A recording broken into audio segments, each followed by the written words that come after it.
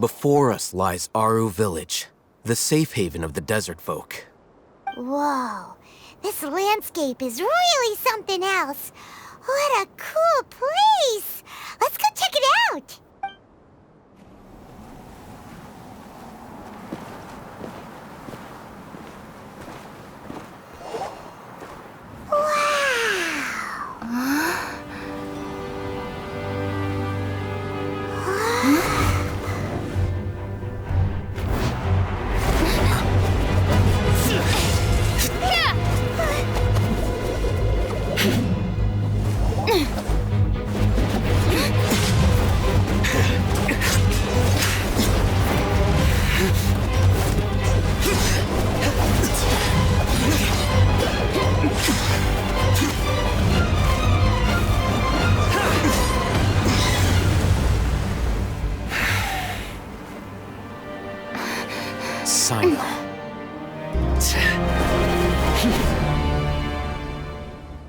Unless my memory fails me, we have barely spoken 2 words to each other before now at the Academia.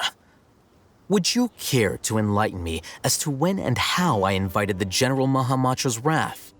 Hatham, do not think you can escape my judgment just because you managed to escape my attack. Judgment? So that's how you'd characterize your actions here, is it? Or would elimination perhaps be a more accurate description? Had I used my full strength, not even this traveler would have been able to stop me. Though styled like an assassination, I sought only to ensure that my target would be unable to flee or resist. Standard practice for the Matra, as well you know. Seemed to me more like your own personal touch. Who is that, Al-Hatham? Did you call him General Mahamatra? Yes. General Mahamatra Sino, head of all the Matra at the Academia. He's a formidable hunter, and the ultimate nightmare for any who have committed academic crimes. You seem to have placed a lot of trust in Al-Hatham, to the point of blocking an attack for him. If I were you, I'd never choose to side with him. I wouldn't believe a single word that comes out of his mouth. I have been pursuing this scribe for a long time. I urge you, stand back and do not seek to defend him any longer. Otherwise, there will be consequences. Has Al-Hatham done something wrong? Hyman doesn't think he's as bad as you've made him out to be. I won't waste my breath explaining things. Al-Hatham, I saw it during our fight. Take it out. The divine knowledge capsule you're hiding on your person. Unless you want me to retrieve it for myself. Very perceptive of you. Nothing escapes a Matra's senses. Wait, the divine knowledge capsule? Didn't it fall into the Matra's hands in Port Ormos? No wonder you speak with such confidence, Sino. But I must admit, I'm very curious.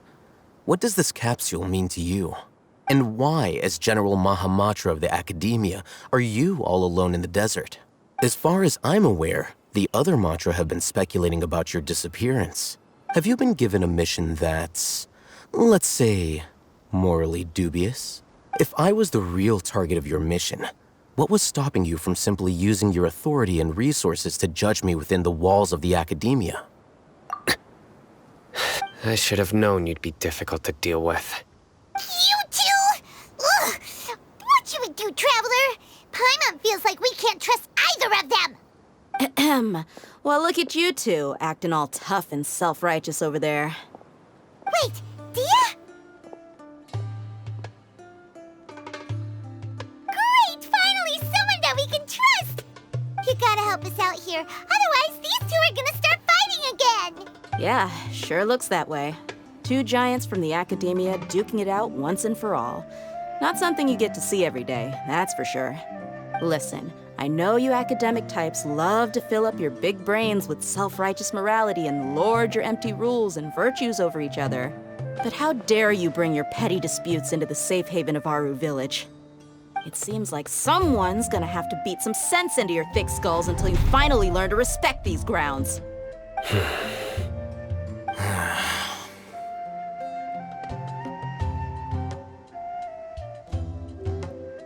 Hey, did either of you hear a word I just said?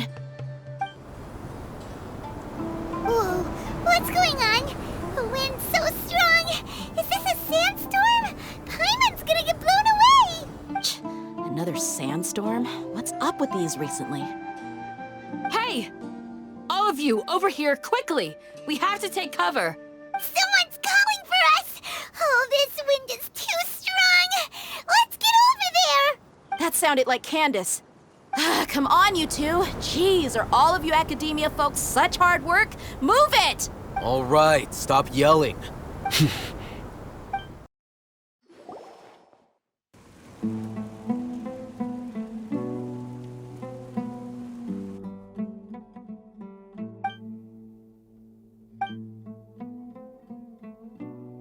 Well, this is pretty awkward.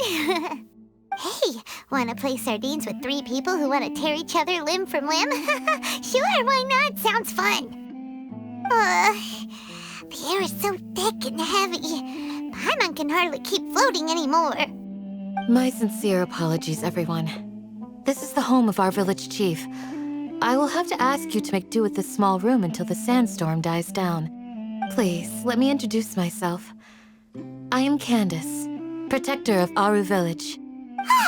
Our savior has come at last! Nice to meet you, Candace. The name's Paimon. Thank you so much for helping us. There's no need to thank me. It's only right to help each other when the weather gets rough. Wow, she's so gentle and caring, like a nice older sister. Unlike those guys over there.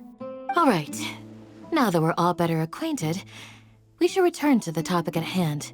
As a guardian charged with the responsibility to protect my fellow villagers from harm, I was observing your conflict from afar, even before the sandstorm started. And now that you have set foot within our village itself, it is all the more my responsibility to make absolutely sure that you pose no threat whatsoever to us. So please, have an honest and sincere conversation with one another, and put your hostile feelings to rest. If anyone dares to start anything again while they are under this roof, I will not hesitate to send them out for some quality time with the creatures of the sandstorm. Oh, on second thought, Paimon may have misjudged Candace's character. And that goes for you too, Miss Dia. Do I make myself clear? All right, we got it, Candace. That's what I like to hear. So, which of you will begin? I was supposed to be a mediator, but I might have gotten a little too involved just now. Anyway, one of those two should probably start talking. Wait, that was you trying to be a mediator? I have nothing to hide, so there's no shame in explaining myself. While Alhaitham wasn't wrong about the other Matra not knowing my whereabouts, it's not because I've been assigned a morally dubious mission. Rather, I've chosen to exile myself. Huh? Exile yourself? A little while ago, I discovered that there was data missing in the Academia's project planning and development files. What little they did report clearly did not match the project's actual progress. As General Mahamatra, I had the responsibility and authority to request an audit. However, to my surprise, the person responsible for the erroneous data was none other than Grand Sage Azar himself. I tried to investigate the issue myself before submitting a formal audit request, but I soon found that all leads and potential pieces of incriminating evidence were carefully concealed from me. I began to realize that they were cautious of me from the very beginning. Unsurprisingly, the Grand Sage rejected my audit request as soon as the submission reached his desk. He even said to me, "The power of the General Mahamatra is granted by the sages. You have no right to judge us." So they really are up to no good. I realized then that to the Grand Sage, the Matra are nothing more than tools for the sages to assert and maintain their control over knowledge. The vows that we took, the principles that we strive to uphold, they are meaningless to the academia of today. I believed it would be wise to flee the academia before the sages had a chance to take action against me. This way, they can no longer see nor predict my actions. I will never give up on this investigation. There's no need for someone else to give me power or authority. Once I find the truth, I will administer judgment by my own name. Sino seems to have the same goal as us. We're all investigating the sages. Plus, now that he's no longer the General Mahamatra, he somehow feels a lot less scary. Well, Sino, if that's your story, then why did you see Alhaitham as a target? When I was investigating the matter in the academia, I overheard a conversation between Alhaitham and a sage. The sages asked you to investigate a blonde-haired traveler. Do you dispute this, Alhaitham? What? Like many parts of the project, this assignment was undocumented. Now throw in your suspicious behavior with the divine knowledge capsule, and I think we deserve an explanation. Yes. I was indeed tasked with investigating the traveler. Alhaitham? After all, the promised reward was so great that hardly any scholar could have refused. The sage told me, once you've completed this assignment, I can give you a glimpse of divine knowledge. A most enticing offer. Unfortunately, those academics don't know me at all. Their words contained one key piece of information, namely that divine knowledge indeed exists. That gave me all I needed to know. From my perspective, the sages are far from trustworthy. Think about it. Isn't it a little strange they're so willing to share divine knowledge with anyone, even as a reward? So, I began my own investigation following the lead of the divine knowledge capsule. In the end, I realized my wisdom in committing to this rather than collaborating with the sages. Had I been less guarded, I probably would have ended up like that Ain al-Ahmar mercenary, incapable of remaining sane for long enough to hold a conversation. You mean that the sages originally planned to dispose of you, using one of those capsules that drive people insane? I'd already given up on the assignment by then. I only told the academia I was waiting in Port Ormos for you to appear so they wouldn't suspect anything. So it came as quite a surprise when I encountered my erstwhile target while investigating the divine knowledge capsule. Criminals do love to talk about coincidences. Even though I ran into the traveler by chance, I had no intention of providing assistance to the academia. Also, you should remember, you were the ones who decided to follow me and strike up a conversation after I left that tavern. That's true. Alhaitham helped us out at Caravan Rebat as well. Maybe he's telling the truth. I'm willing to apologize if that's worth anything to you. I took the divine knowledge capsule behind your back because I judged its existence to be a significant risk. I felt that it would be best for no one to interact with it before it had been properly studied. After all, curiosity often proves to be the most dangerous thing in this land. You should be well aware, Scribe Alhaitham, that curiosity can also lead you to danger and suspicion. Answer me this. Did the sages share any information about their project with you? Have I not made myself clear? You and I are both distrusted by the academia. Do you really think they would tell me anything? Fine. Although you haven't completely proven your innocence, I won't regard you as an enemy, for now. As you wish. Good. I'm glad to see you two clearing up your misunderstandings. And now you, Dia. I believe it's your turn. Oh, sorry. Whatever the boys were talking about must have been so boring that I spaced out. My situation is pretty straightforward. My employer, Dunyarzad of the Homayani family, is friends with the Traveler and is currently recovering from her illness at home. I had nothing going on, so I decided to return to Aru village for a visit. I was actually looking forward to a pretty exciting time getting back together with everyone here, but then I saw these two random guys in the middle of a pointless argument. It ticked me off, and things went downhill from there. Is that all? Well, I will admit that definitely sounds like your style. In that case, welcome back, Dia. That's more like it. I missed you all so much, Candace. Whoa! What was that sound? No need to worry. Now that you're no longer at each other's throats, please make yourselves at home. I'll take a quick trip outside to clear out some of those creatures in the sandstorm. Creatures? In the sandstorm? Are you sure you don't want some backup? Fighting in a sandstorm is not for the faint-hearted. Anyone without extensive training in these conditions is at a disadvantage. You needn't worry. Yeah, just leave him to Candace. Don't worry, she's as tough as they come.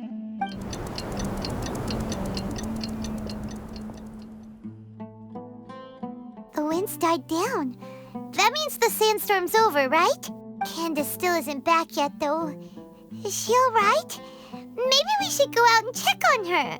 When you put it that way, even I'm starting to feel a little worried. All right, let's go. We've been here long enough, and the boys are as chatty as the floor.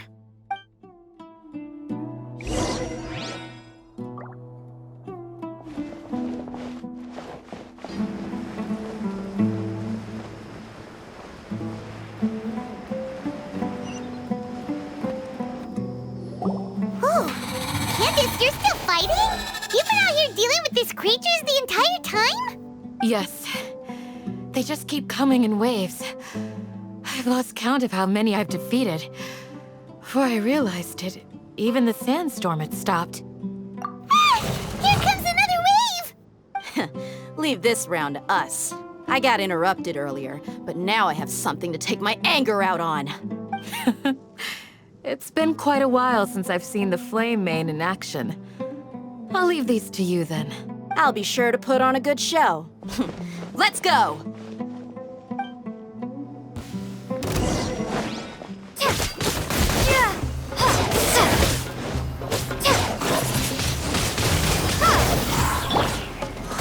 You asked for it!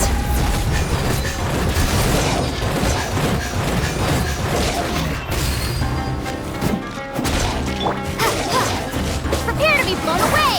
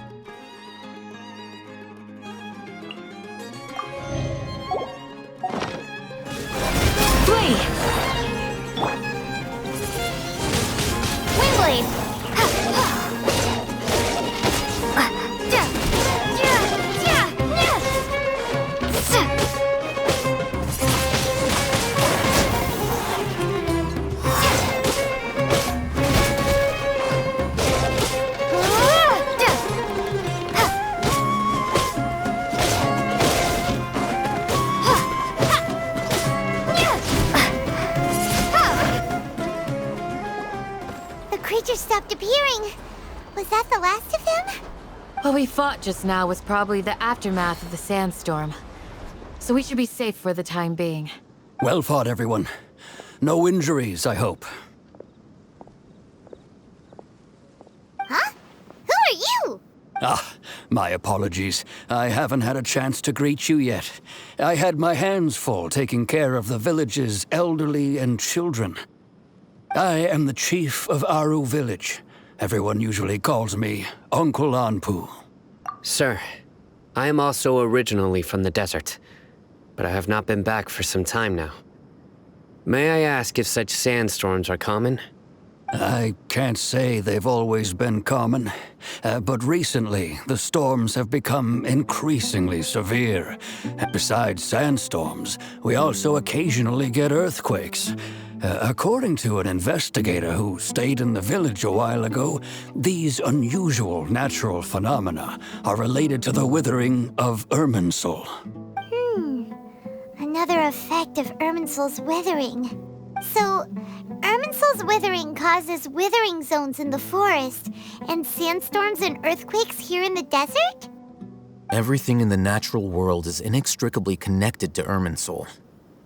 These regional symptoms can indeed be a reflection of Irminsul's present state.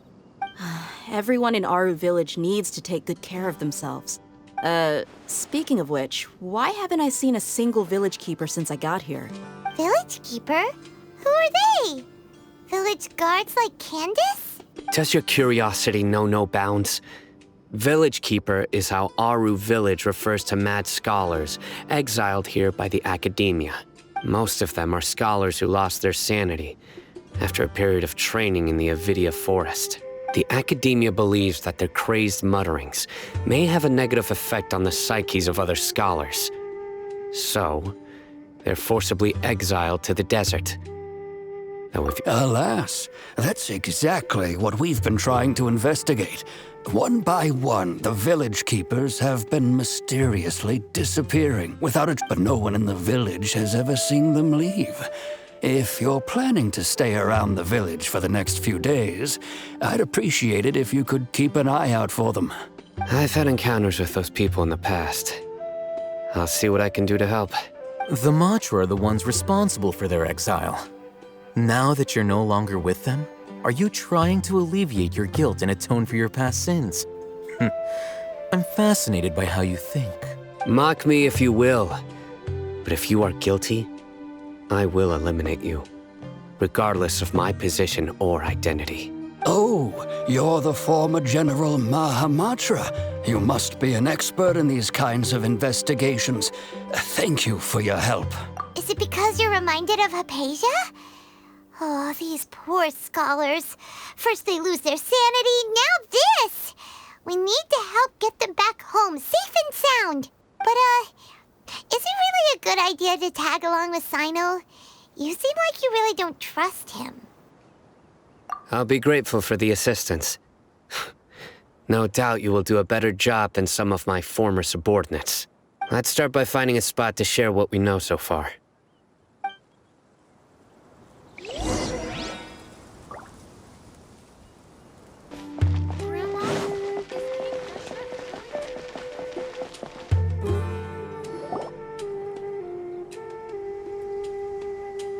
Although I've sent myself into exile, I'm still doing essentially the same things as before. Do you still have any questions for me before we start our investigation? One of my former subordinates told me that this title has its origins in a strange incident. The academia has long exiled mad scholars to Aru village. A mysterious phenomenon exists here. When mad scholars first arrive, they are as incoherent and deranged as before. But after spending some time here, they invariably begin to calm down. Initially, the people of Aru village greatly resented having to take in the mad scholars. But a strange incident one night changed that. Aru village was struck by the strongest earthquake in living memory. Seeing buildings on the verge of collapse all around him, the then chief of the village was preparing to take everyone to safety. Suddenly, he noticed a mad scholar crouching in a corner, caressing the ground with his hands. A soft, green light radiated from him, like a divine glow against the backdrop of night. Despite the powerful tremors that ripped through the ground that night, all the houses remained upright, almost as if they had grown roots reaching deep into the ground. In the end, not a single building collapsed, and no one was hurt. After that, the people of Aru village treated the mad scholars with greater kindness, and began to refer to them as the village keepers. The soft green light? A mad scholar protecting Aru village? Paimon thinks so too. Actually, Sino, do you know if any of the mad scholars continued to wear their Akasha terminals at Aru village? In theory, they would continue wearing them so the academia could still monitor their activities. With that said, the main Akasha system would no longer have any interaction with them. Oh, no wonder! Everything makes sense then! Add in the fact that they calmed down, it was probably Nahida who calmed them. If you are able to draw a conclusion from this one story alone, then it appears you possess much more information than I do. So, what do you make of the story? Really? Lesser Lord Kusanali. What? You don't believe us? Lesser Lord Kusanali was definitely using the Akasha to give her power to the mad scholars! No, it's not so much that I don't believe you. I'm just struck by your reasoning. Lesser Lord Kusanali, the current Dendro Archon. Is she really active in Sumeru? The Academia has always placed far greater importance on the late Greater Lord Rukkhadevata. They've more or less ignored Lesser Lord Kusanali, and I've never had any reason to doubt their views. In addition, I've never heard any stories about Lesser Lord Kusanali and her deeds. To me, she might as well have been a god that never existed. No way! Nahida definitely exists! She's a... How should Paimon put it? She's a good Archon who's kind and wise, even if she says weird stuff sometimes. I've spent many years interrogating criminals, so I can easily tell when someone is lying. Good! Then you should know that we're telling the truth. That look in your eyes. I've never seen that from a liar. You two really must have met Lesser Lord Kusanali. How can this be? To think, our Archon has been amongst us this entire time. All right, now it's our turn to put our skills to good use for this investigation. But easier said than done, especially since we don't have any leads. Maybe we can start by knocking on some doors. Excuse me, are you here to help me find my grandpa? Huh? Who are you? By the sounds of it, a resident of this village. My name is Isak. You'll help me find my grandpa, right?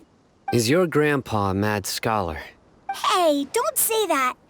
Grandpa is just Grandpa. Why do you have to call him that? It's not like he's a bad person or anything. The person you're referring to is not a local, yet you are. Why do you call him Grandpa? Grandpa is just Grandpa. He's my family. I heard everything you said to the village chief. Please, you gotta take me with you. I want to find my grandpa. I swear I'll help. I won't be a nuisance. Ah, so you're the one who was eavesdropping on us around the village chief's house. I was planning to go out and take care of whoever it was, but I had a vague feeling that they didn't harbor any ill intent. Whoa. Haven wasn't kidding about Matra having sharp senses. Sino, he's just a kid. All he wants is to find his grandpa. Let's find a way to help him. Sorry. I was only listening in because I wanted to know where Grandpa went. Honest. If you don't believe me, you can ask Miss Candace. All right. But first, let's confirm the facts with Candace.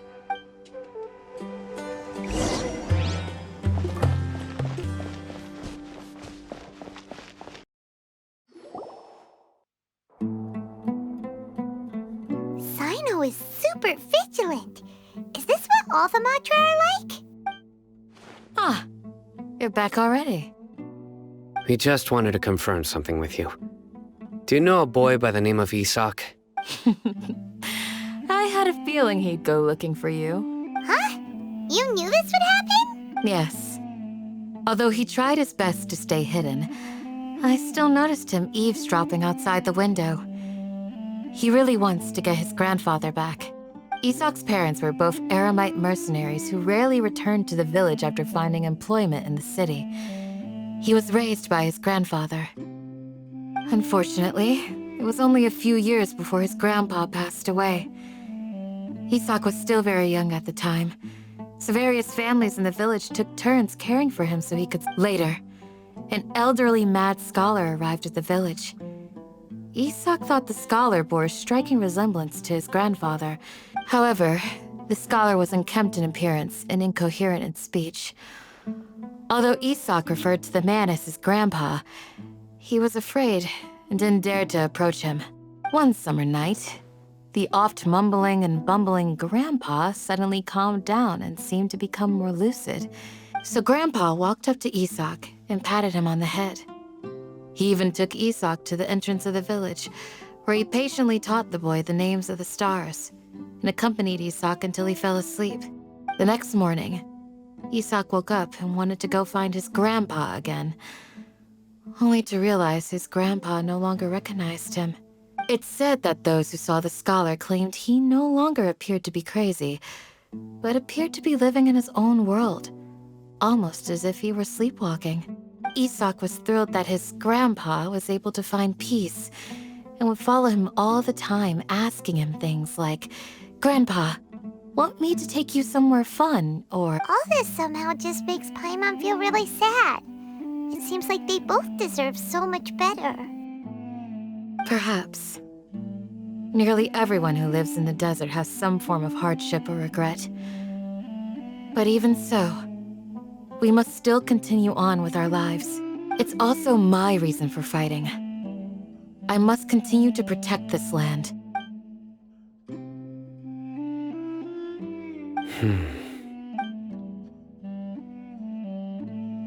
Maybe the people have always had a considerate god watching over them. Huh? What did you say, Sino? No, nothing.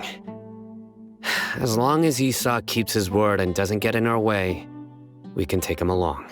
Perhaps you are more compassionate than I gave you credit for. Please accept my thanks on Isak's behalf, Sino. Hey, Isak!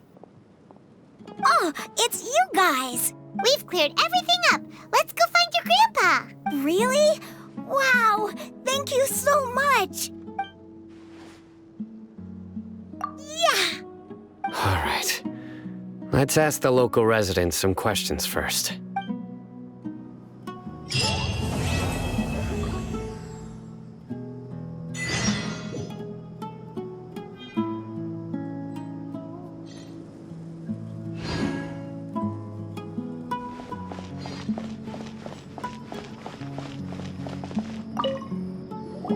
Excuse me, did you happen to see where the missing scholars went? You mean the village keepers? Oh, let me think. When I was eating dinner the other day, I saw one of them by the side of the road, muttering away and eating mushrooms and tree roots. They shouldn't go around eating that kind of stuff. Okay. Did you notice anything else? Anything else? No, I think that's all I have to tell you.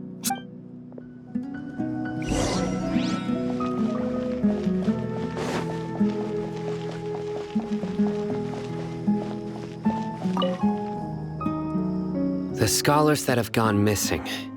Have you seen them? Those eyes. Those fierce eyes. You look like a real fighter. Don't change the subject. Right. You were asking about the mad scholars. I think it's been a few days since I last saw them. I usually go to bed pretty early, so I'm not too familiar with what goes on at night. But honestly, I feel quite sympathetic towards them. Even though they act a little strange, they've helped me in the past. If it weren't for them, my house would have collapsed long ago.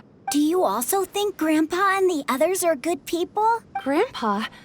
Oh, hello there. It's little Isak. You mean that nice man who looks like your grandpa's long-lost twin, right? He was actually the one who protected my house. I saw it with my own eyes. He happened to be staying near my house that day and was doing something with his hands on the ground. It still feels pretty surreal now that I think back on it. Did someone teach them how to do that? Well, whatever the case, I'll always be thankful to him and whoever taught him to look out for others. I'm pretty sure that if I ever went mad, I wouldn't be able to do anything like that. Gotcha. Thank you.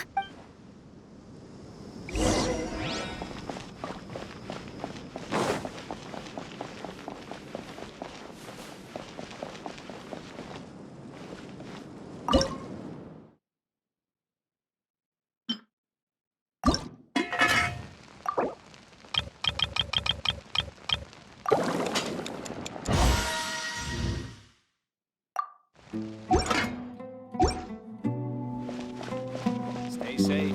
Don't get hurt.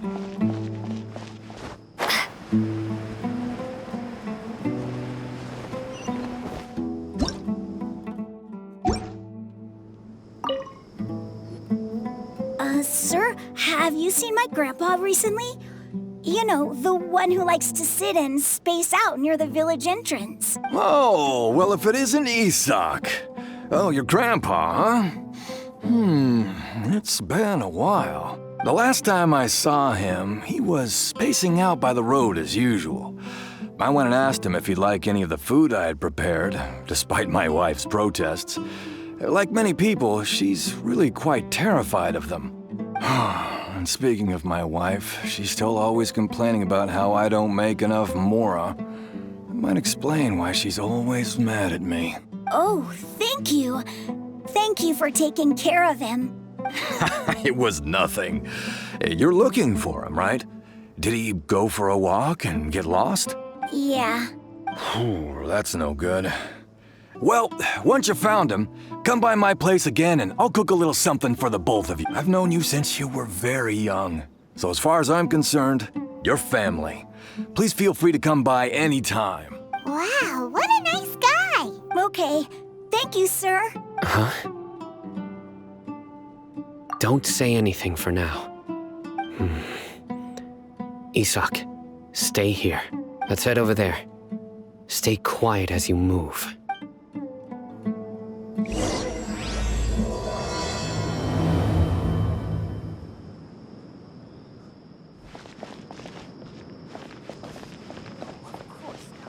It's all a bunch of nonsense. Listen, see if you can make out what they're saying. Have you heard? The mighty King Deshret, the sovereign of our faith, will soon return to this world. Yes, of course I have. King Deshret is the one and only true ruler of this land. I've never believed in any other gods. Still, you say he's coming back, but it sure doesn't feel like life's about to change around here anytime soon. What's your proof? Haven't you noticed? The village has been getting more deranged scholars than ever. Dello was saying that many people also went insane just before the fall of King Deshret's civilization in ancient times. We don't quite know why, but it seems like there's some sort of connection between insanity and King Deshret. Isn't it a sign of King Deshret's power that all the mad scholars have disappeared? If you ask me, they must have been chosen as the final sacrifice for King Deshret's resurrection. Huh. Now that you say it, that does make some sense. Does this mean our lives are finally going to take a turn for the better? Exactly. Those city folks will get what's coming to them. Now, repeat everything you've just said from the very beginning. Huh? Who are you? My patience is running thin. You heard what I asked.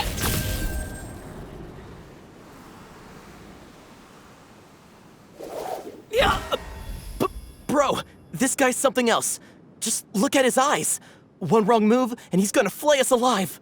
Let's not get on his bad side, okay? I am no match for this guy. Oh, okay, good sir. What is it you would like to know? Tell me about King Deshret's resurrection. Well, I only know a few things from hearsay. I went for a drink the other day and heard others talking about a rumor that the madmen will disappear and that King Deshret will return to this land. I'm not making this up, I swear! Hey, go on. Keep talking. It's true. It's all true, sir. We desert folk have had more than enough of those people at the academia.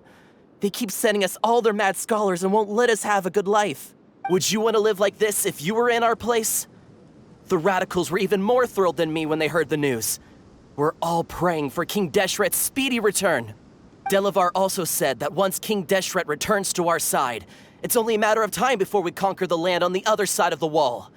They're all willing to serve under King Deshret and fight for a share of the glory.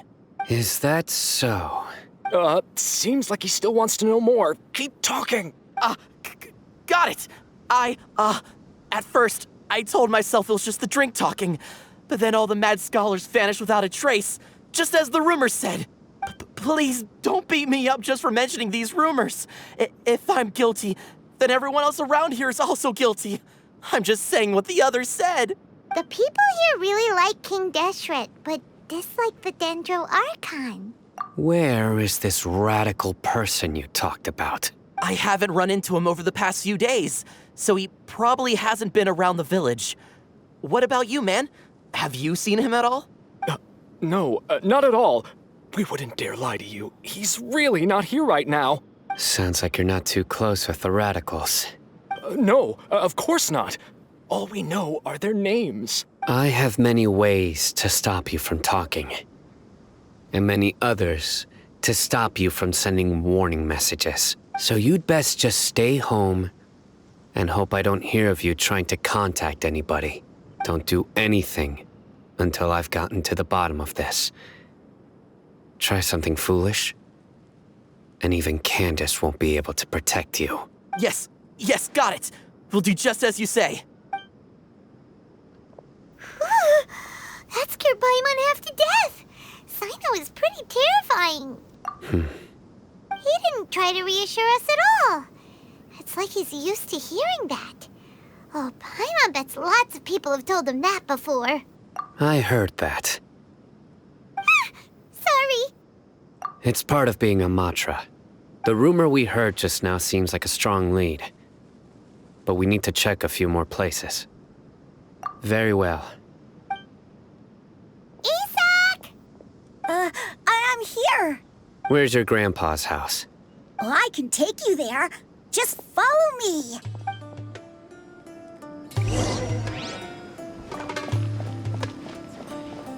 Join the Aramites and embrace a wonderful new life.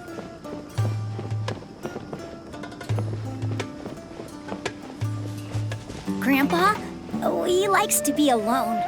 Sometimes he stares at the sky in a daze, and other times he just pokes at the ground with his fingers. Every now and then, he yells out at the top of his lungs, so a lot of people are really scared of him. But he's a good person, really. I know he is. I swear, he's just like my real grandpa.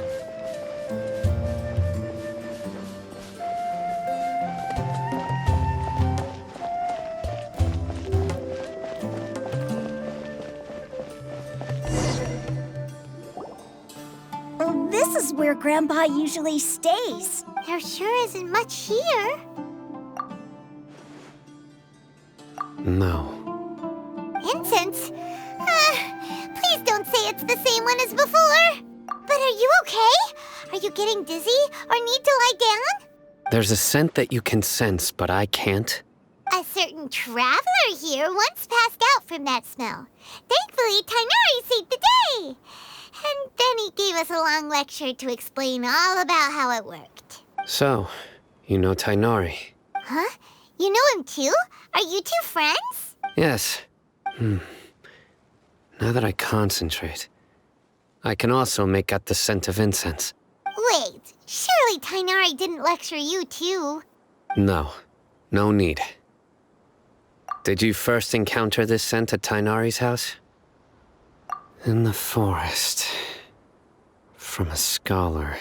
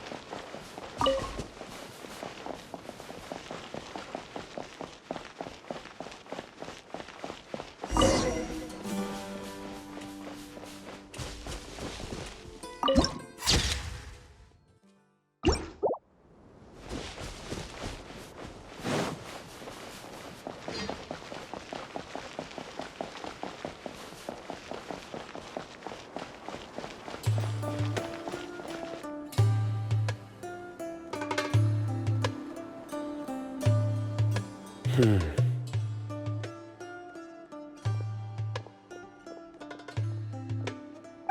are you looking for, Sino? Here it is. Take a look right here. Prima doesn't see anything. Although the traces have been completely buried in the sand, there are footprints here. From the size and shape, they belong to an adult male. This pattern is a common one from this area. Local shoes. This was probably someone from the village. The scent is quite faint, but still extant. The footprints head in that direction. But who would come looking for Grandpa? He doesn't have any friends. We'd have to ask whoever lured him away with the incense. Huh? So you can lure someone away with just a scent? Hey, what's wrong with liking good food? Everyone's got something they love in life. Exactly. Most scholars are fond of incense, since the smell supposedly helps them clear their minds and discover new knowledge. Even deep within the clutches of madness, they still yearn for their knowledge-seeking days, and will follow the scent whenever it presents itself. No, Grandpa. So someone's taking advantage of their weakness? Huh.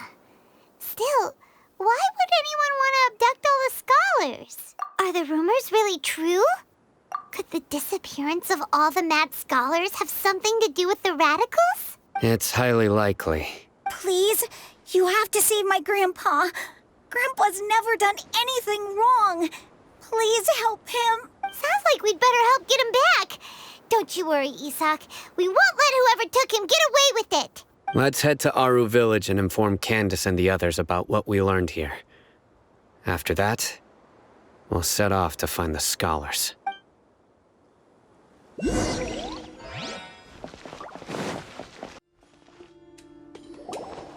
Right. The darker fabric definitely looks a lot better. That'd be my choice, too. We're back, Candace! We've got a lot to tell you. Ah, welcome back. Sounds like everyone's friends already. Oh, Dia's here, too! You bet. So, everything goes smoothly? Reasonably. Alhaitham didn't go with you? We haven't seen him at all. Huh. I saw him around the village entrance earlier and figured he was investigating with you. I guess he must have gone off on his own. Did you find out anything useful? I see. So someone used a kind of incense to lead the exiled scholars away from the village. The resurrection of King Deshret? First I've heard of it. Far as I know, the kind of incense you just mentioned is only popular beyond the wall. Scholars are fond of it, but as you can see, there aren't many scholars still studying around these parts. No seller would be able to make a profit here. Not to mention, making incense is a labor-intensive process. You won't see anybody in the desert with the patience to make or sell something that requires that kind of effort. It seems someone from beyond the wall must have been supporting this. Makes sense. So what should we do then? Do we go back to the academia and search for leads there? If it was any other day, that would be your next logical step. But today, you've got me on your team, so you get an extra tip. Didn't you say that the villager got his news from the tavern? Well, I also like to drink at the tavern, so I know a thing or two about these radicals he mentioned. If Paimon remembers correctly, the leader of the radicals is some guy called Delavar. Ah, yeah. Delavar, the scar-riddled bandit, Engur, the wide-eyed butcher, and Jabari, the duck-tailed bearded crook. The whole lot of them are known around these parts. These guys have one thing in common, and that's being broke. The rougher life gets, the more they want to believe in King Deshret. Way they see it, King Deshret's resurrection is their only chance at overthrowing the academia. Throwing all of Sumeru into chaos is the only way to change the way of life here in the desert. Anyway, that's my guess why they've chosen to become radicals.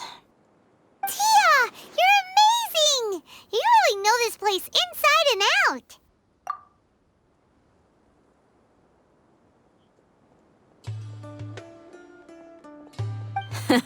No merc can afford to slack off on gathering intelligence.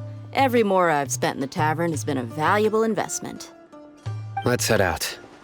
Now hold on, you're staying right here, Sino. Why? Our village is not a big place. Outsiders stand out here like a sore thumb. I'd bet word about you has already gotten out. The desert is unforgiving, so the way of life here is also a lot tougher than on the outside of the wall. You survive on making connections out here.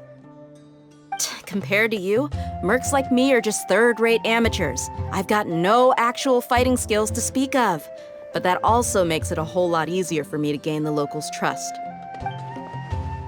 I need to go around and ask some questions, but it'll be difficult if you're with me. Fine. Good, then we've got a plan. The Traveler and Paimon will go to Caravan Rebot with me, and we'll try our best to figure out where the mad scholars have been taken. Sino, you'll have to stay in the village and continue investigating on your own. All right, sounds like a plan.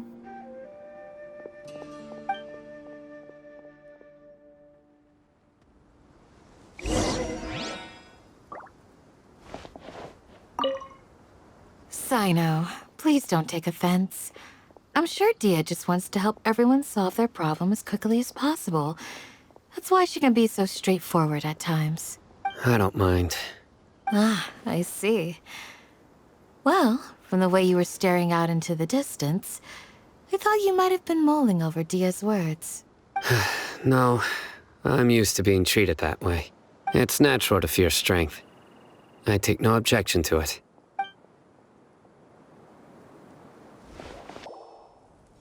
Well, here we are again. Sounds like you're starting to get familiar with the area. Paimon's amazed every time we see the wall of Samiel. How can a wall this tall even exist? It's almost unreal. I know what you mean. I had the same question every time I walked this way when I was a kid. Also, why is this high wall here? And can a wall really block sandstorms? It was only after I grew up that I realized the wall of Samiel isn't just there to keep out the sandstorms. It serves a more important purpose, keeping out people like us. Sumeru is run by wise and mighty sages. To them, us desert dwellers are nothing but tools that can be used and discarded at their whim. We're cheap labor, like livestock, but easier to control. Nothing more. Even if a child from the desert got the chance to obtain an Akasha terminal, almost all their requests for knowledge would be denied. The academia believes we're underserving. Geniuses like Sataria are 1 in a million. The other children never get a single chance to try and rewrite their fate, even though the academia knows very well that we're humans, just as they are. That's terrible. I would tear down this wall with my own hands if I could. Hey, Dia. You're not thinking about doing anything scary, are you? No, not at all. This place just gets me thinking, that's all. Besides, we're here to procure information, aren't we? Yep, we gotta catch those... Shh. Caravan Rebot is crawling with people, so be careful what you say. We don't want anyone to find out what we're here for. Our mission started the moment we arrived here. Let's go check out the tavern. Maybe we'll find someone I know.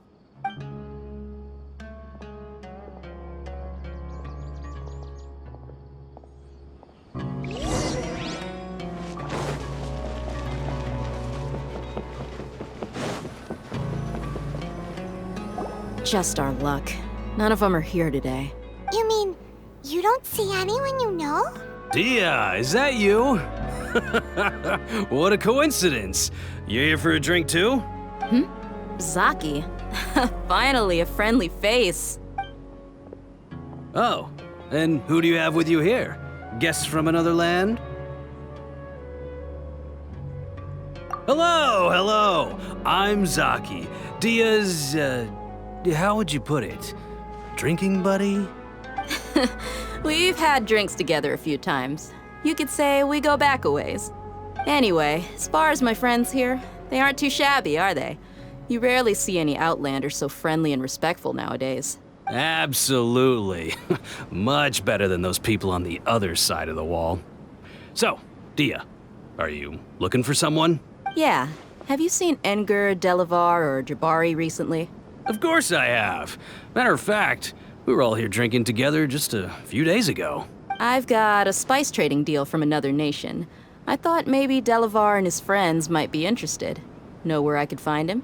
Ah, how thoughtful of you. Then I assume you also know that Delavar's been having a hard time making ends meet these days, so you came here to help him out? Hey, keep it down. Let's just say I prefer to keep this deal a secret. Y'all at Caravan Rebot are like family. If there's more to be made, why not do it together? Besides, Delavar and his friends have muscle. They'd be a good fit for escorting the goods. Yes, how considerate of you. Delavar's my friend too, so of course I can take you to him. Come.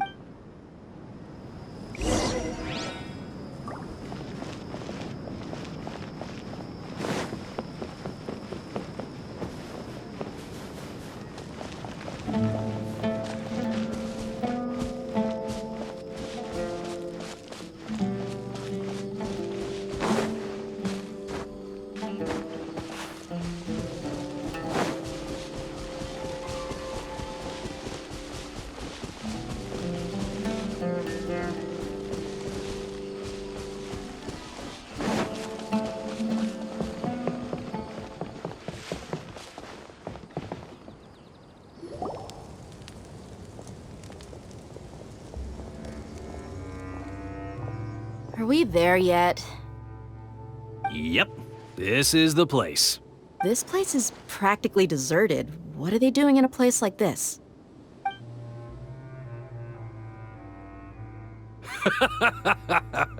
Why don't you take a guess?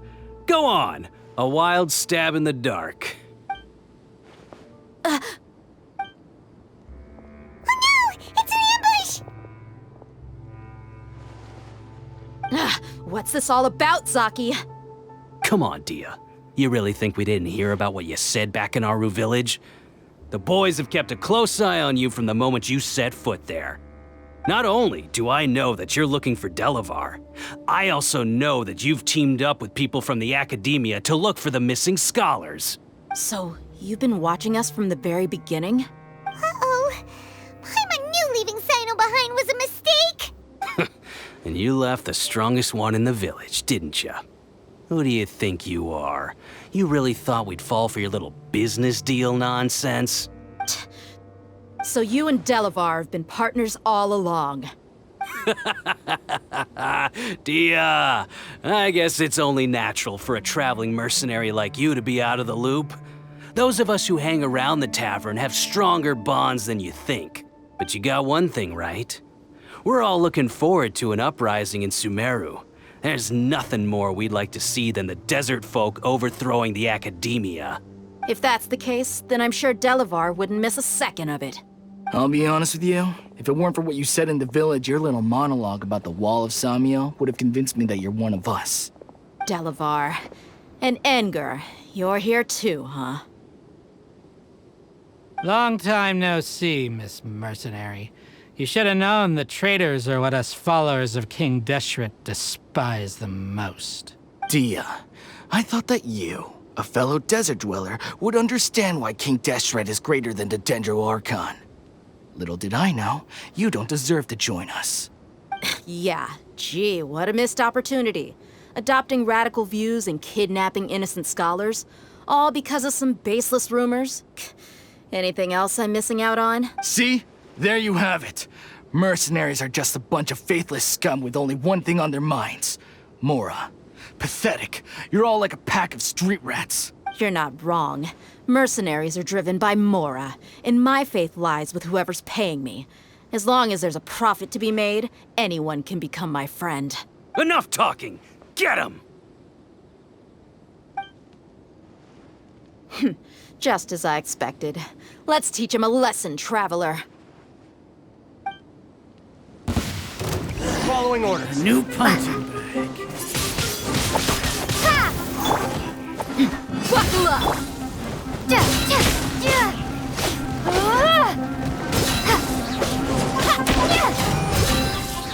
Take that! Wind blade!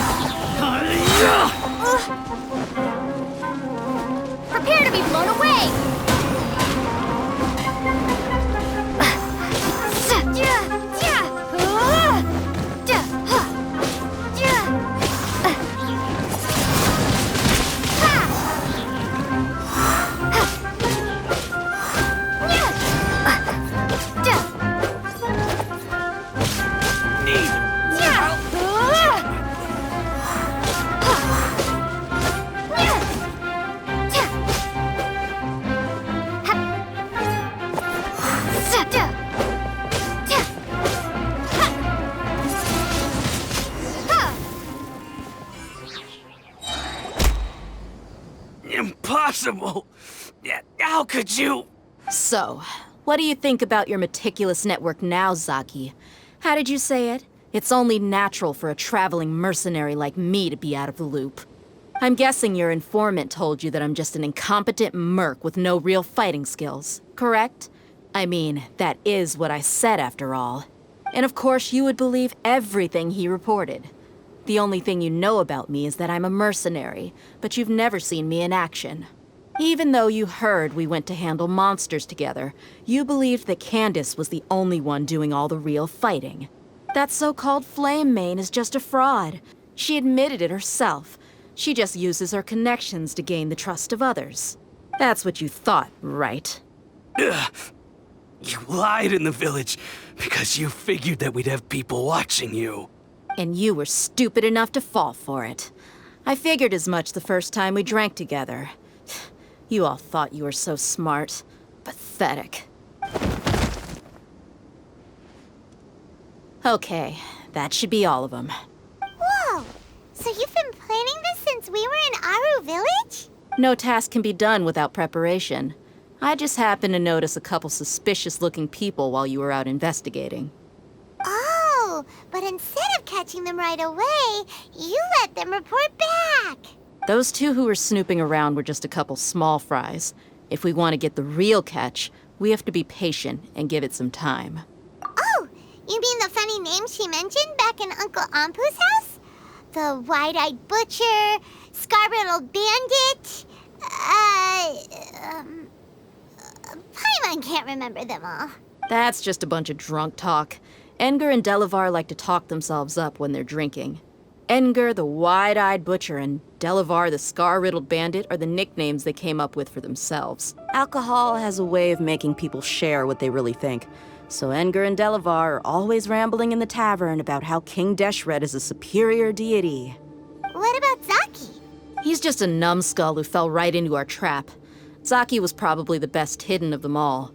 My initial plan was to find Delavar first, and then try to track him down. That's what you wanted to ask when we were at Uncle Anpu's house, right? Jabari is one of the villagers you talked to. You know, the one who wanted to treat Isak and his grandpa to some food. Wait, so he's a radical too? No, he isn't. I just needed to tack on a random villager name to make the eavesdropper think that I was making some wild guesses based on my impressions. Wow, what a genius idea! Well, that's an expert mercenary for ya. Ah, you're too kind. It was straight from the usual playbook, if I'm honest. So, that thing you were saying before, is it really true? About what? About how mercenaries only care about Mora, and that anyone's a friend as long as there's a profit. Does that bother you? What makes you so sure? Dia, do you dislike the Dendro Archon like the other desert folk? You two are pretty sharp. No, I don't have anything against the Dendro Archon. I've heard a lot of nice things about the Lesser Lord from Dunyarzad. I can understand her devotion and gratitude. Dunyarzad's just an ordinary person. There's no way a god would be so involved in the lives of everyday people, unless they were truly compassionate. I've begun to realize that the sages are behind everything that's happened recently. The radicals' blind belief in King Deshret, making the Dendro Archon out to be an enemy. It's all the academia's trickery. But I see through it all. And unlike them, I can never be hostile towards anyone who's never done anything wrong.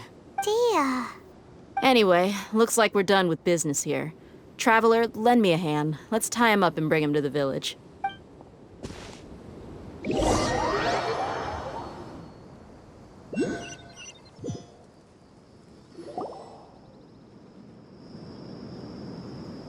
This should be all of them.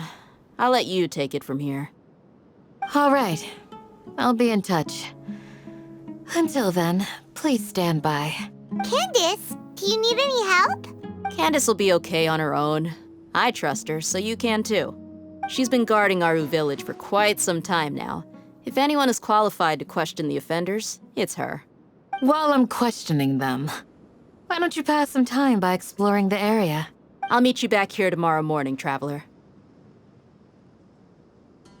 As for these idiots, let's just hope they live to see another day.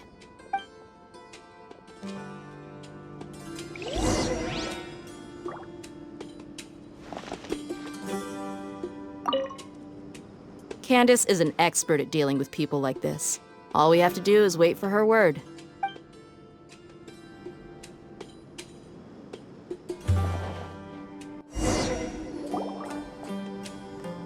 Hey, Dia! Right on time. We'll know any moment now. Paimon's been wondering. You seem to know Candace pretty well. Have you been friends for a long time? We've known each other for some time now. She's a pretty interesting person. Even though she's an extremely strong warrior, she never misuses her powers against others. Oh, Paimon knows what you mean. Like a lot of martial artists say, never take the fight outside the ring. Yep, I guess you can put it that way.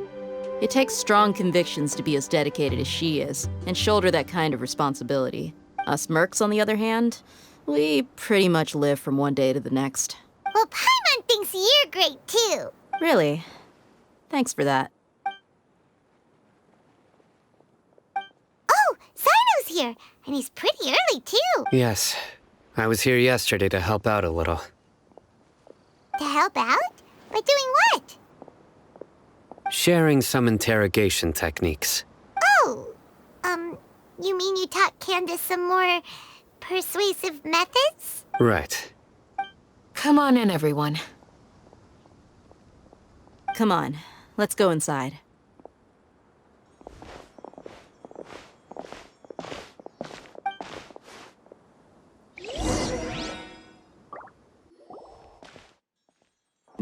Candace, where?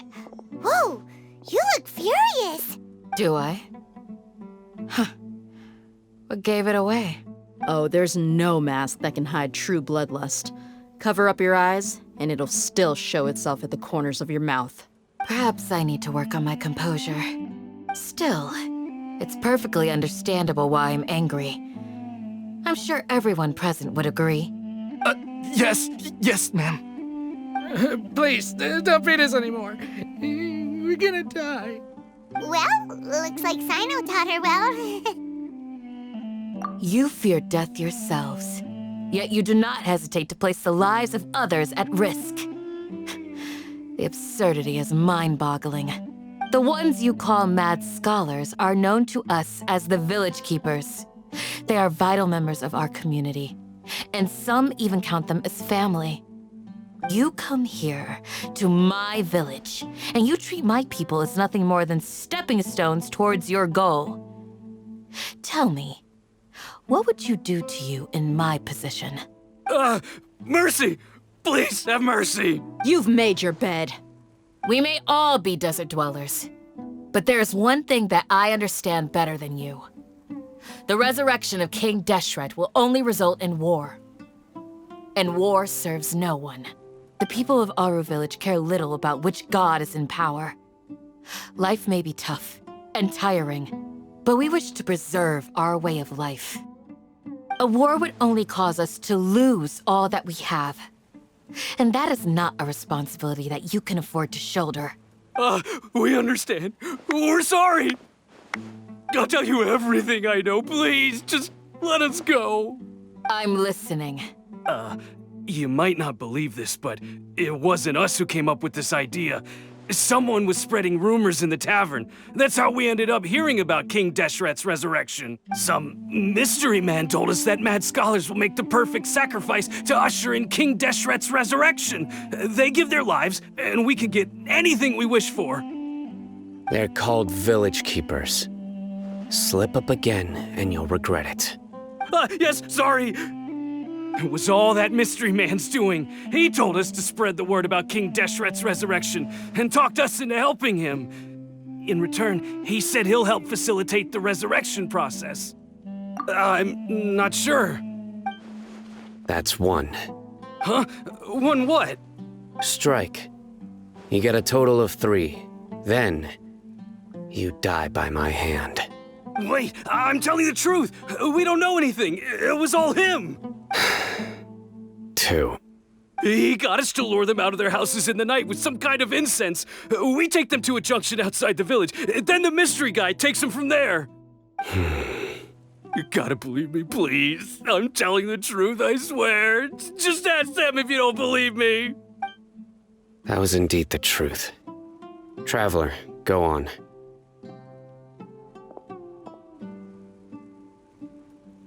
You have to believe me. If I knew that, I would have told you his name right away. I'm not risking another beating to keep his secrets. No way. That guy, he wears a cloak, and he's always careful to cover his face. He calls himself King Deshret's envoy. I believe I may know what's going on. Uncle Anpu? What do you mean?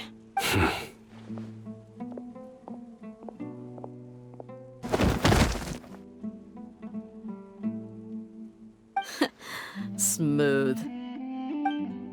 Okay, speak.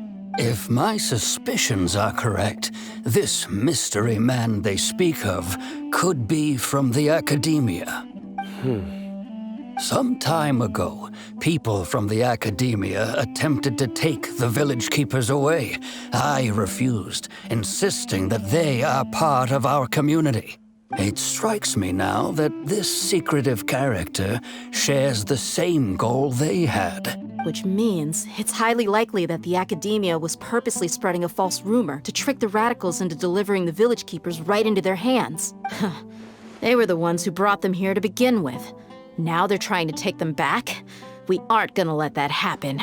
Not the Academia again. Just as I thought. But what could they want with the village keepers? People are nothing but tools in the eyes of the Academia. A change in their plans likely means they found another way to exploit the scholars. Regardless, our top priority now is locating the village keepers. You're right.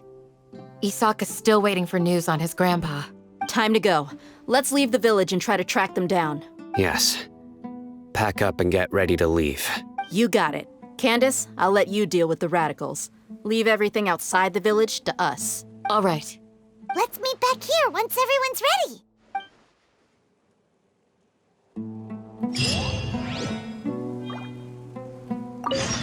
What scheme is the Academia brewing now? You look worried. Thinking about the village keepers? Yes. I'd look for them myself if I could. As members of our village, each one of them is very important to me. You have a strong sense of belonging here. I guess I'm the opposite. Mercs are stray dogs, wherever they go. Dia, don't say that. You can be a part of this community too. Thanks. I'll let you know when I feel like joining.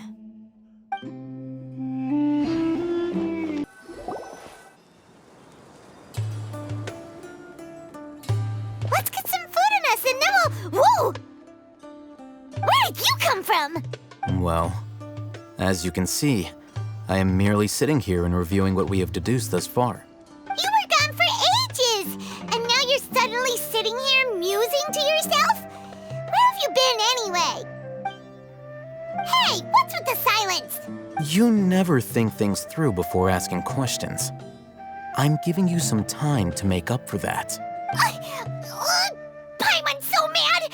Paimon's gonna give you an ugly nickname! Never mind! Paimon's got nothing. There's just nothing super obvious to pick with this guy. It makes it so hard. Well, you've heard nothing to suggest I left this whole time. So clearly, I stayed in the village to investigate. Anyway, you plan to leave Aru village and keep searching for the truth of this matter, yes? Yep. We're not gonna find out anything more by staying here, so we thought that we might as well take the search elsewhere. Enough with the silent treatment! No. I'm just surprised that you decided to team up with him. All Hatham. You haven't helped us out at all ever since we arrived at Aru village. Bold of you to question our choices. Yeah, you're all talk! While you were investigating, I had my own work to do, which I've now finished. Really? Paimon doesn't believe believe you. To be honest, we aren't really a team, so I have no obligation to inform you of my whereabouts. Not to mention that going separate ways allowed me to find some important information that you all had missed. Huh? Right here in the village? Correct. What did you learn? I'm going to take you to someone. But before that, you need to understand where she's coming from. What does that mean? How do you think the residents of Aru Village feel about what we're doing? In other words, do you truly believe every single word the villagers tell us? You mean some of them lied to us? Hiding the truth does not necessarily equate to lying. Again, these people have their reasons. Remember what Candace said? Most people in Aru Village don't necessarily care which deity is in charge of Sumeru. That's because whether King Deshret or the Dendro Archon has power is of little significance to them. By contrast, the perils of their daily lives are ever-present concerns. They won't simply share everything they know with you without good reason. That's why you believed there was no further information to be found in this village. Glad you're following along. Among those you have talked to, there's someone who was consciously keeping you out of the loop. In fact, she's been observing your every move since you arrived. The reason being, to someone who only wants to live their life in peace, any external factors introduce unpredictability into the equation. Those eyes. Those fierce eyes. You look like a real fighter. Don't change the subject. It's quite obvious that she's intimidated by Sino's authority and strength. Right. You were asking about the mad scholars. She corrected herself mid-sentence because she's aware that there are King Deshret fanatics in the village. If she sounds too friendly towards the village keepers, she could easily make herself the radicals' next target. I think it's been a few days since I last saw them. I usually go to bed pretty early, so I'm not too familiar with what goes on at night. Remember? She made a point of denying her involvement in anything that occurs at night. But honestly, I feel quite sympathetic towards them. Even though they act a little strange, they've helped me in the past. If it weren't for them, my house would have collapsed long ago. After speaking to the village chief, it became clear that the village keepers had protected Aru Village at night. In other words, the young miss was very much awake during that time. Then why would she lie? By getting involved with an outsider, she risks drawing unwanted attention to herself. As for why she might be so wary about all this, maybe you should ask her. I'll pass on this one. You said that she is afraid of me. If so, it's best if I stay out of this. We're on it!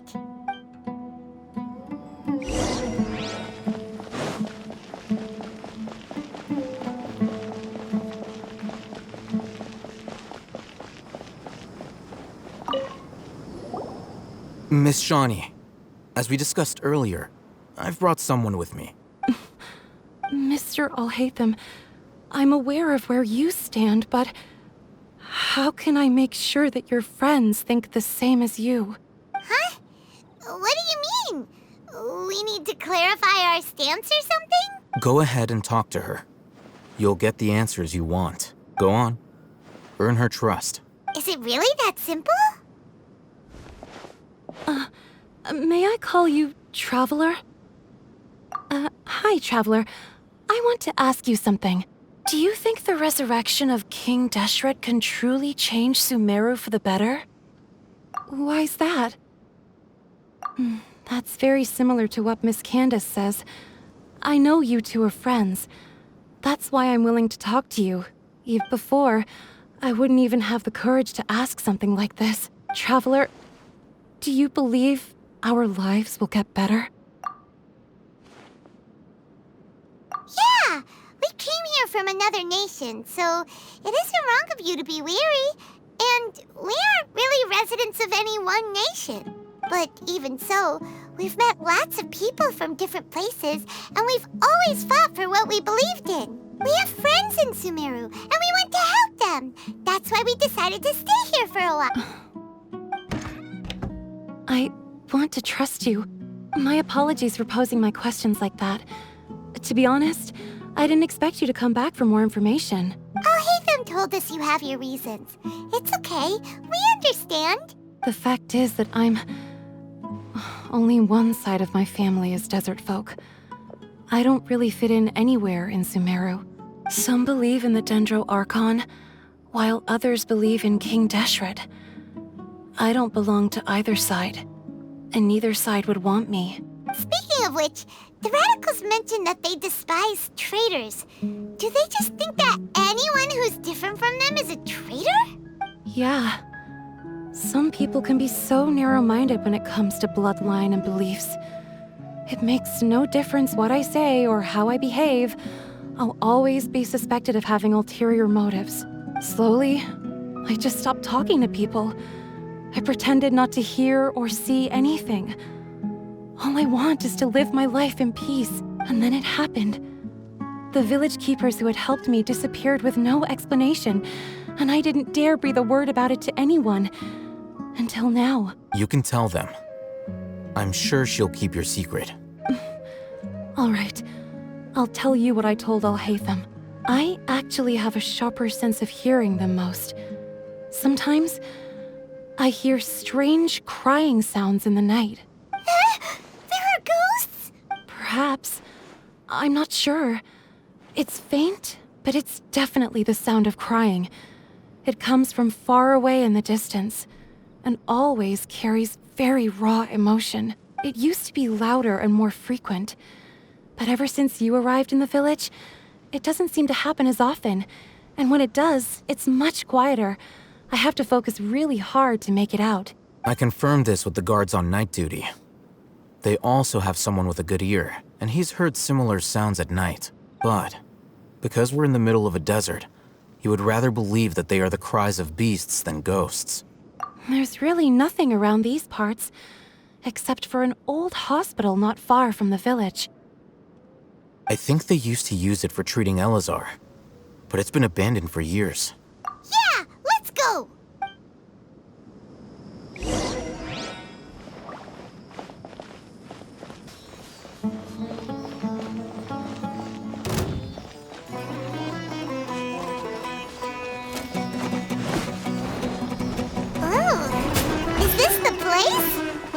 It's in terrible shape, and there's sand everywhere.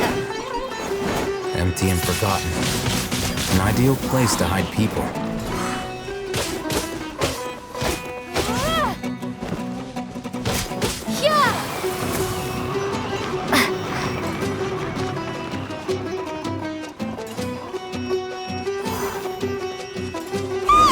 Monsters! Watch out!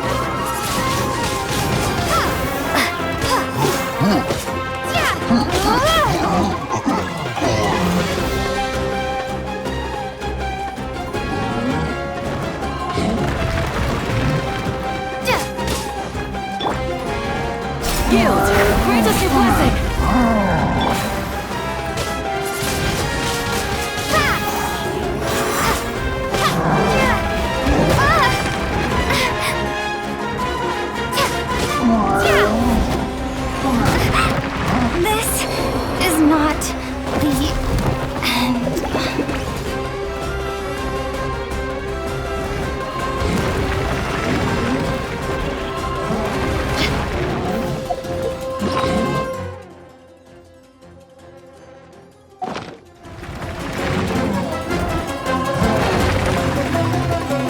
They caught me.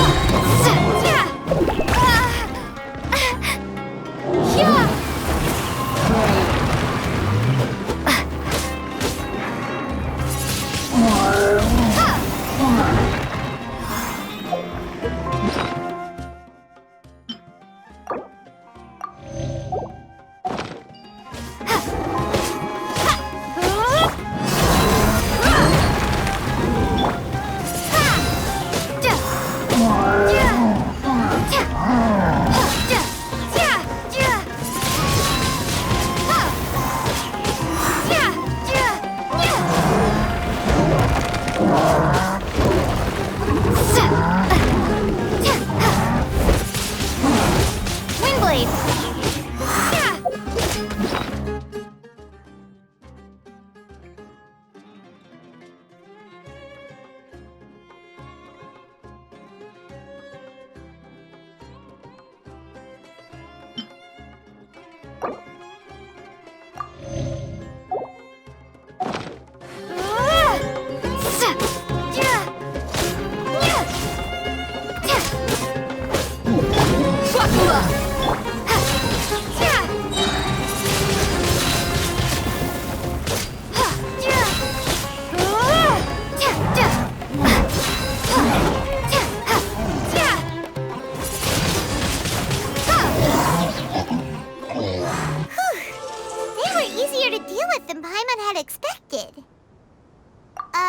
Super strong bandits?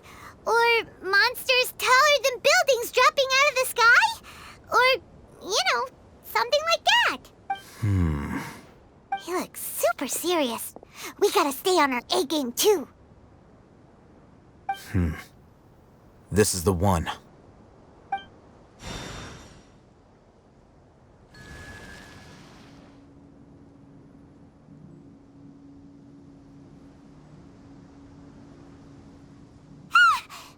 Let's go in and take a look.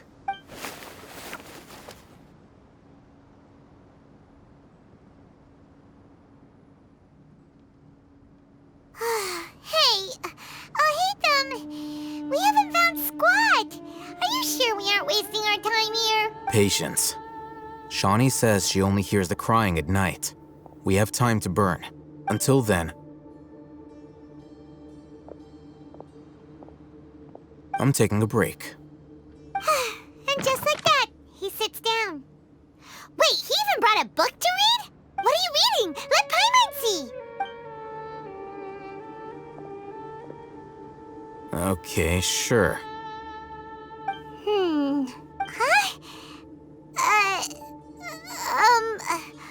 The natural position, which is the positional propensity of an entity in natural motion in contrast with an object in forced motion? Huh? So, you got that? Oh, Paimon gives up. You keep reading your book. See ya! How is he so relaxed? Look at him, reading an impossible book in a creepy place like this. Hey, what good is that gonna do for you? You're acting like one of those annoying grown-ups who go around nagging people to focus on their studies. Hey, what gives? Shouldn't you be the one providing for Paimon? Oh, right. Okay then. Thank you for working so hard and earning so much more. If it weren't for you, Paimon would probably still be floating around in the ocean somewhere. Thank you.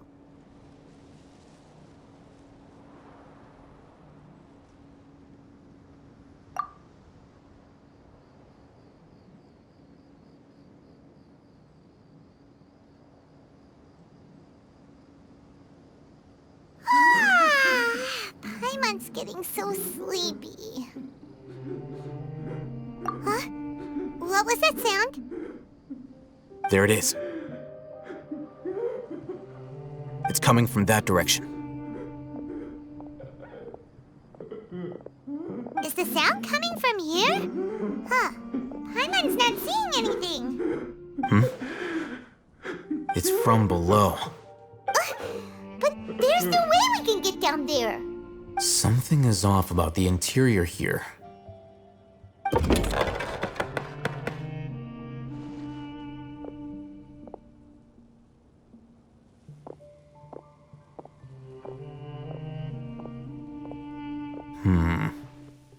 As I thought, there's a hidden structure. Wow. It's like they tucked another hospital into this one. Oh, it looks like there are other mechanisms around here. Let's keep exploring.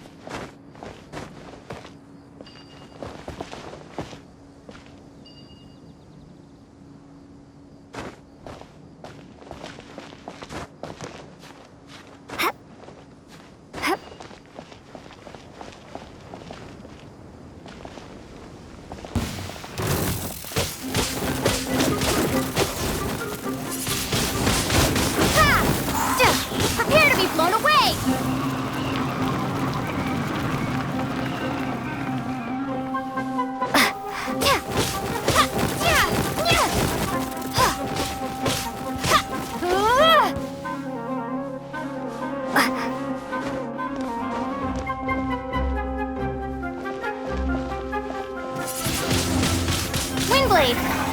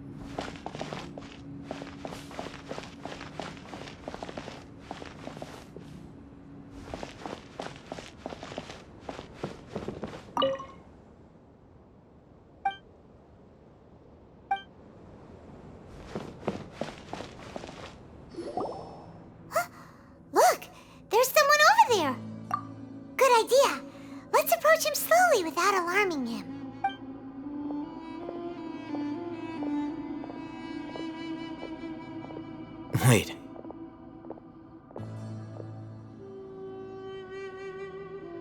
You're... He can't speak, and his eyes are unfocused. But he looks too young to be anyone's grandfather. Also, why is he the only one here? Didn't expect to see him here. You know him? He's Razak, a senior of mine at the Academia. He's a scholar too? Is he the kind that holes up in a forest and mumbles stuff about training? No. And that's the problem. Razak was never involved in any of those things. He never trained in the forest, let alone reach Satyavada life. Leaving that question aside for the moment, him being here alone means that we might be too late. Looks like they've already taken everyone away. For whatever reason, they left Razak here. Perhaps they simply didn't have time to come back for him. There are drag marks on the ground. They're clearer by the doorway. Someone was forcefully drawing a cart that was loaded with something heavy. Loaded with people? That is one possibility. It looks like they were in a hurry, as if they were afraid of being caught. In their... The symptoms are identical. Looks like we found living proof. Huh? Why do you say that? Allow me to jog your memory. Recall your time at Port Ormos. Don't you think his symptoms look familiar?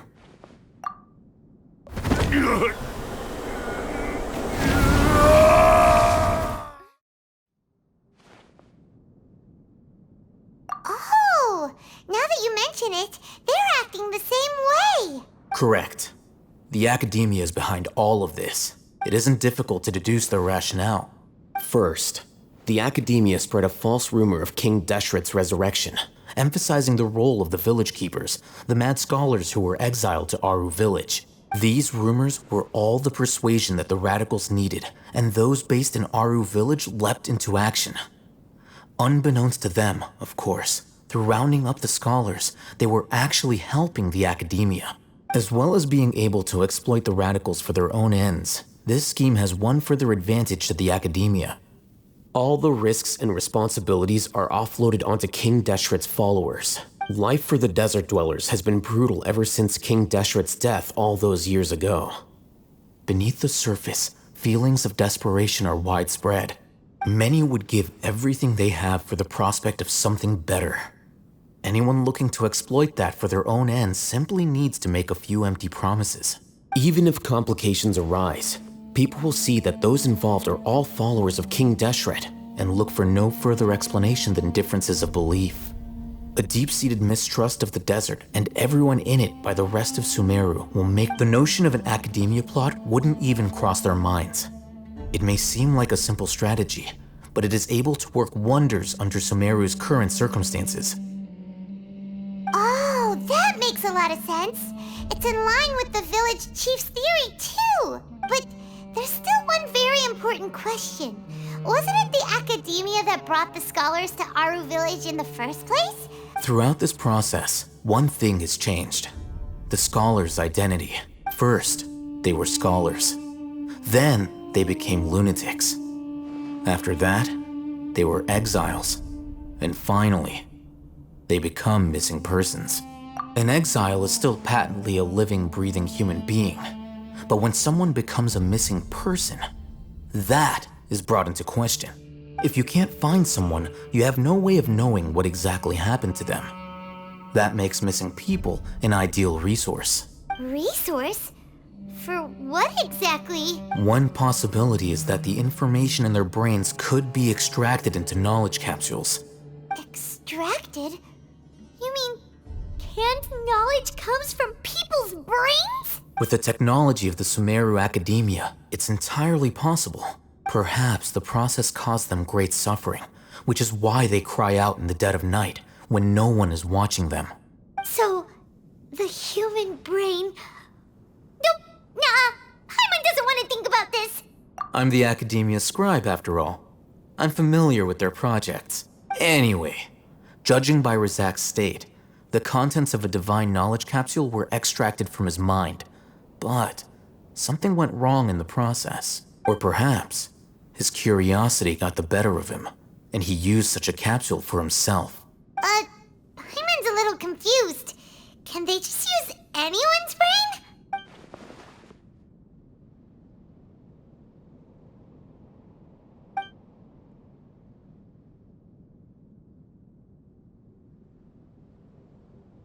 The look on your face tells me you've realized the answer. That's right. To some scholars, gaining knowledge about the gods is their entire life's pursuit. However, I can't help but wonder, what do they seek to gain from divine knowledge? The academia is going out of their way to look for forbidden knowledge, but what is their ultimate goal?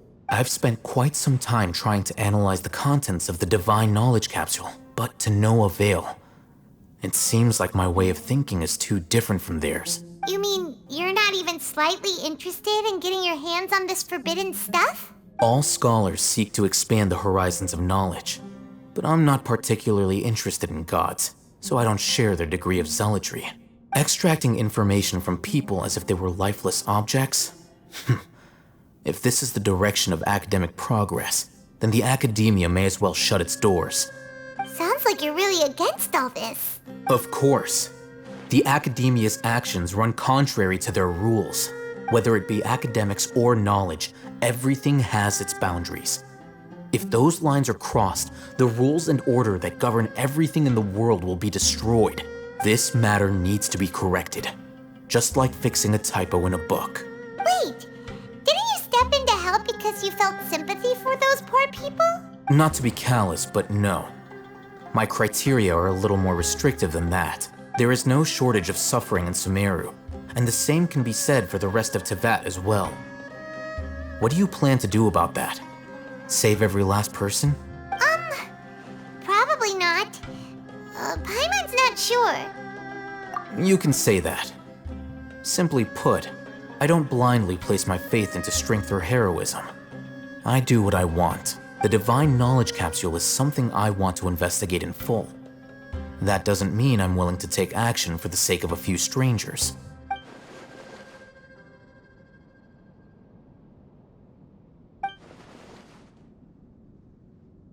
Paimon's been wanting to say this for a while. There are a lot of bad guys in the academia, but you're not one of them. You're their weirdo. You're probably right. Though I must say, I quite enjoy this feeling of being the odd one out. Uniqueness is also an asset, is it not? Wow, that's a great way to think about it. Paimon's really impressed. If only Miss Shani had a similar mindset, her life would definitely be a lot easier. I'm just a more likable person than her in general. There's nothing more to it than that.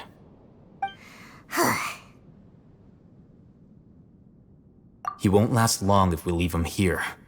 Let's take him with us. We'll work out our next step after we return to Aru village.